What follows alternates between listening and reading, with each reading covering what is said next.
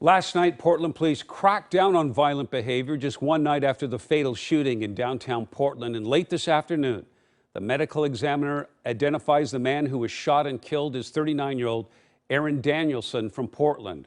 Our Wayne Haverly spoke with friends of Danielson and has the latest on the investigation. Wayne? Yeah, I did speak with a friend of Aaron Danielson's last evening, and he was comforting the family at his Portland home. And in fact, in just an hour, he's actually going to have a news conference where he'll speak more about his lost friend. But one thing is for sure, what happened on these streets Saturday night has quickly gripped our divided nation. He's been shot. He's been shot. Our camera crew was less than 30 feet away when shots rang out near Southwest Alder and 3rd at around 8:30 Saturday night. There was a tense verbal confrontation that appeared to be between 3 men right before the killing. A man who actually captured video of the shooting while live streaming on Facebook tells us someone sprayed bear mace. Then a man wearing white and a man wearing black started fighting with the man who died.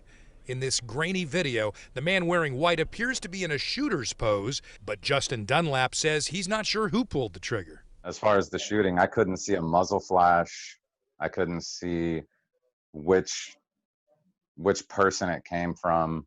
I mean, the guy on the skateboard got hit with the bear mace really bad, and the other 2 guys that were right in front of the guy that bear maced turned around and took off running.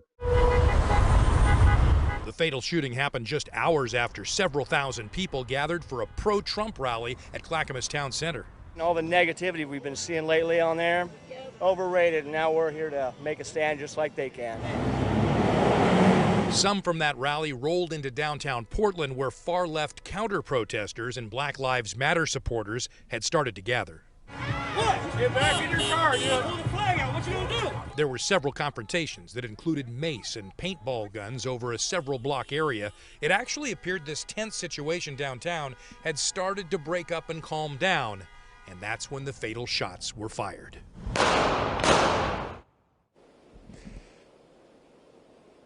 And as far as the shooter tonight, police have not released information about that. However, there's a lot of information on the internet, and Police Chief Chuck Lavelle says be very wary of listening to that because his investigators are very busy right now gathering evidence, gathering witness statements, and there's still a lot of unanswered questions as this investigation is in its early stages.